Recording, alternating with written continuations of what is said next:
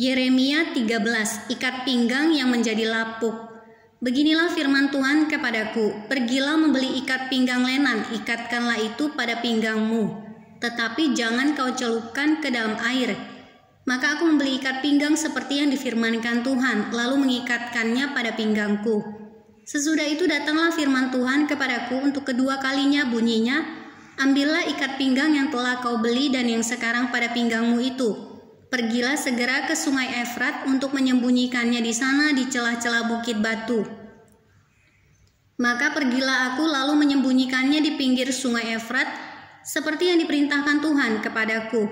Sesudah beberapa waktu lamanya berfirmanlah Tuhan kepadaku, pergilah segera ke sungai Efrat, mengambil dari sana ikat pinggang yang kuperintahkan kau sembunyikan di sana. Maka pergilah aku ke sungai Efrat, lalu aku menggali dan mengambil ikat pinggang itu dari tempat aku menyembunyikannya. Tetapi ternyata ikat pinggang itu sudah lapuk, tidak berguna untuk apapun.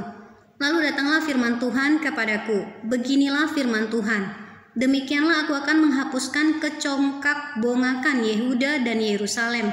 Bangsa yang jahat ini yang enggan mendengarkan perkataan-perkataanku, yang mengikuti kedegilan hatinya dan mengikuti Allah lain untuk beribadah dan sujud menyembah kepada mereka, akan menjadi seperti ikat pinggang ini yang tidak berguna untuk apapun.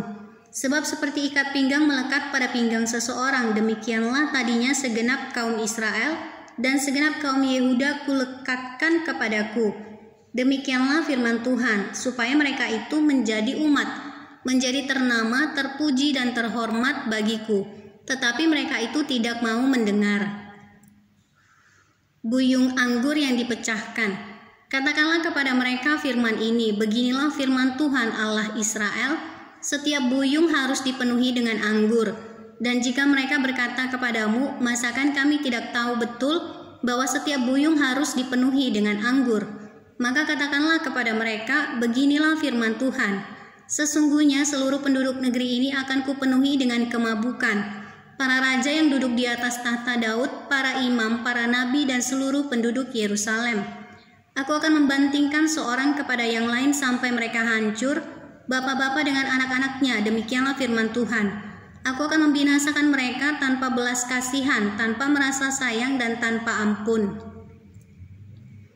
Peringatan dan ancaman.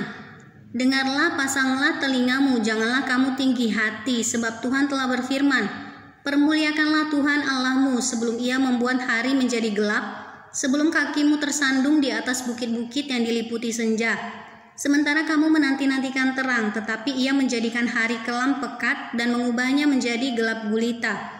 Jika kamu tidak mau mendengarkannya, aku akan menangis di tempat yang tersembunyi. Oleh karena kesombonganmu, air mataku akan berlinang-linang, bahkan akan bercucuran oleh sebab kawanan domba Tuhan diangkut tertawan. Katakanlah kepada raja dan kepada ibu suri, duduklah di tempat yang rendah sekali, sebab mahkota kemuliaanmu sudah turun dari kepalamu. Kota-kota tanah Negeb sudah ditutup gerbangnya dan tidak ada seorang pun yang membukanya. Segenap Yehuda sudah diangkut ke dalam pembuangan seluruhnya. Layangkanlah matamu, hai Yerusalem, dan lihatlah, ada orang-orang datang dari utara, di manakah kawanan ternak yang diberikan kepadamu, kambing domba yang menjadi kemuliaanmu? Apakah yang kau katakan apabila diangkat menjadi kepalamu, orang-orang yang kau perlakukan sebagai pacar? Bukankah kesakitan akan menyergap engkau, seperti halnya seorang perempuan yang melahirkan? Dan apabila engkau bertanya dalam hatimu, mengapakah semuanya ini menimpa aku? Karena banyaknya kesalahanmu lah, maka disingkapkan ujung kainmu, dan engkau diperkosa. Dapatkah orang Etiopia mengganti kulitnya atau macan tutul mengubah belangnya? Masakan kamu dapat berbuat baik, hai orang-orang yang membiasakan diri berbuat jahat? Aku akan menghamburkan mereka seperti sekam yang diterbangkan angin padang gurun. Itulah nasibmu, bagianmu yang telah kuukur untukmu. Demikianlah firman Tuhan, karena engkau melupakan aku dan mempercayai dusta.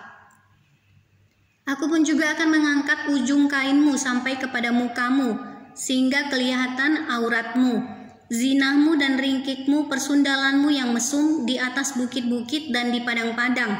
Aku sudah melihat perbuatanmu yang keji itu. Celakalah engkau, hai Yerusalem. Berapa lama lagi hingga engkau menjadi tahir?